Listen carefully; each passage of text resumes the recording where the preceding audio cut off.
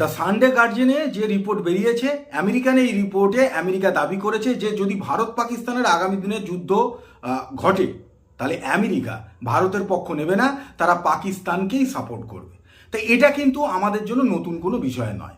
মানে যদি আমরা শুরু থেকে ভারত যে কটা যুদ্ধ লড়েছে সেগুলোকে যদি ফলো করা যায় তাহলে দেখা যাবে যে পাকিস্তান সবসময় আমেরিকার সাহায্য পেয়ে এসেছে। মানে 1971 সালে যে বাংলাদেশ গঠন হয়েছিল সেখানে ভারতের পাশে যদি রাশিয়া এসে না দাঁড়াতো তাহলে এই যুদ্ধ ভারতের পক্ষে হয়তো জেতা অনেক কঠিন হয়ে যেত। কারণ পাকিস্তান যেভাবে আমেরিকার সাহায্য পাচ্ছিল সেখানে ভারতের জন্য বিষয়টা অনেক বিপজ্জনক হয়ে যেত। এবং এতদিন ধরে যে যুদ্ধটা চলেছিল তার প্রধান কারণই হচ্ছে আমেরিকা। আর এইটা আমরা বুঝতে পেরেছিলাম বলেই কিন্তু ডিফেন্স যে সরঞ্জাম আমরা কিনছি সেটা কিন্তু আমরা আমেরিকার থেকে বেশি কিনি না। যতটুকু সম্পর্ক রাখার জন্য কিনতে হয় ততটুকুই কিনি। আমাদের মেন পার্টনার কিন্তু রাশিয়া এবং ফ্রান্স, এই একটাই কারণে। যদিও এই রিপোর্টে আবার এটাও দাবি করা হয়েছে যে ওয়াশিংটন সবসময় আমেরিকার স্বার্থকে রক্ষা করবে। মানে আমেরিকার বক্তব্য হচ্ছে যে আমেরিকার স্বার্থ রক্ষা করার ঠেকা পুরো দুনিয়াকে নিতে হবে, এটাই দুনিয়ার কাজ। যেমনভাবে আজকে মিডল ইস্টের যে দেশগুলো তারা কিন্তু আমেরিকার যে সাপোর্ট সেটা পেয়েছে, মানে সৌদি, কাতার, ইউএই এরা সাপোর্ট পেয়েছে। এবং এই আমেরিকার সাপোর্ট পাওয়ার পরে আজকে এদের কি হাল সেটা কিন্তু দুনিয়া দেখছে, যে ইরান একের পর এক হামলা এদের ওপর চালিয়ে যাচ্ছে আর আমেরিকা ঠুটো জগন্নাথ হয়ে বসে আছে। আর উল্টো দিকে বলছে যে স্টেট অফ হরমুজকে দখলমুক্ত করার জন্য মিডল ইস্টের দেশগুলোকে এগিয়ে আসতে হবে, ন্যাটোকে এগিয়ে আসতে হবে। মানে যুদ্ধটা শুরু করলে আমেরিকা, আর ঠেকা অন্যদের নিতে হবে যে সেই যুদ্ধ কিভাবে থামানো যায়। ভারতের সাথে পাকিস্তানের যতবারই যুদ্ধ হয়েছে, 1971-এর কথা বললাম, 1999-তে কার্গিল যুদ্ধ, সেই সময়ও কিন্তু আমেরিকার সাপোর্ট পাকিস্তানের দিকে ছিল।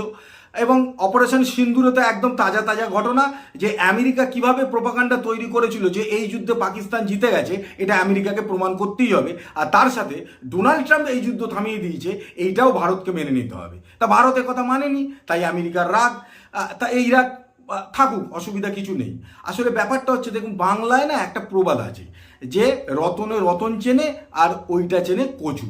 তা রতনে রতন চিনেছে, ভারত চিনেছে, ভারত রতন তৈরি করে রেখেছে। একদিকে ভারতের মিলিটারি রয়েছে, এয়ারফোর্স, নেভি, এরা হচ্ছে ভারতের রতন। আর একদিকে ওটা ওই আমেরিকা যে চিনেছে যেটাকে, সেইটা আসলে কি। দেখুন আমেরিকা যে কীরকম একটা ডুয়েল গেম সবসময় করতে থাকে তার প্রমাণ আমেরিকান রিপোর্টের কথা বললাম, যেখানে আমেরিকা বলছে পাকিস্তানকে সাপোর্ট করতে হবে। আবার একদিকে আজ থেকে 3-4 দিন আগের রিপোর্ট, আমেরিকার director of national intelligence Tulsi Gabbard, তিনি তার রিপোর্টে দাবি করেছেন যে পাকিস্তান যেভাবে ব্যালিস্টিক মিসাইল তৈরি করছে আগামী দিনে সেটা আমেরিকার জন্য বিপজ্জনক হতে যাচ্ছে। কারণ দেখুন একটা দেশ তার ব্যালিস্টিক মিসাইল তৈরি করতে পারে, তার জন্য আমেরিকা তো ভয় পাচ্ছে কেন? ভয় তার একটাই কারণ যে পাকিস্তান জঙ্গিদের হাতে রয়েছে। পুরো পাকিস্তানের আলটিমেট ক্ষমতা আইএসআই এর হাতে, এবং আইএসআই জঙ্গিদেরকে তৈরি করে এবং সেটা দিয়ে তারা খেলাটা করে। ফলে এরম একটা দেশ যে আমেরিকা নিজে বলছে যে পাকিস্তান বিপজ্জনক, আবার বলছে ভারতের সাথে যুদ্ধ হলে পাকিস্তানকে সাপোর্ট করবে। আচ্ছা, পাকিস্তানের এখানেই কিন্তু ডিগ্রি শেষ হয়ে যায়নি। এই রিসেন্ট 2 দিন আগে আরেকটা রিপোর্ট যে গ্লোবাল টেরার ইন্ডেক্স, সেখানে প্রথম স্থানটা যার পাওয়ার কথা ছিল সেই পেয়েছে, মানে পাকিস্তানই পেয়েছে। এই স্থানটা পাকিস্তান ধরে রেখেছে যে পাকিস্তান টেরার সংক্রান্ত যত যা কিছু হবে সেখানে কিন্তু পাকিস্তানকে 1 নম্বরে পাওয়া যাবে। এবারে এই দেশটাকে তো আমেরিকা সাপোর্ট করতে চাইবেই, কারণ আমেরিকা আজকে মিডল ইস্ট বলুন, ভারত বা সাউথ ইস্ট এশিয়া, এই সমস্ত জায়গায় যে নিজের কর্তৃত্বকে কায়েম রাখতে পেরেছে সেটা কিন্তু থ্রু টেরারিজম, এবং সেটা পাকিস্তানের মাটিকে ব্যবহার করেই সবচেয়ে বেশি। ফলে আমেরিকার কথায় যে নাচবে সেটা আমেরিকার কাছে ভালো হবেই, আমেরিকা তাকে সাপোর্ট করবেই। কিন্তু ভারত যে আমেরিকার কথায় নাচছে না, আমেরিকাকে বুড়ো আঙুল দেখাচ্ছে, ফলে স্বাভাবিকভাবেই তো তার বিপক্ষে তো আমেরিকা যাবেই। এটাই স্বাভাবিক ছিল, এটা আমাদের কাছে একেবারেই মানে নতুনত্ব কিছু নয়, আমরা জানি এই বিষয়টায়।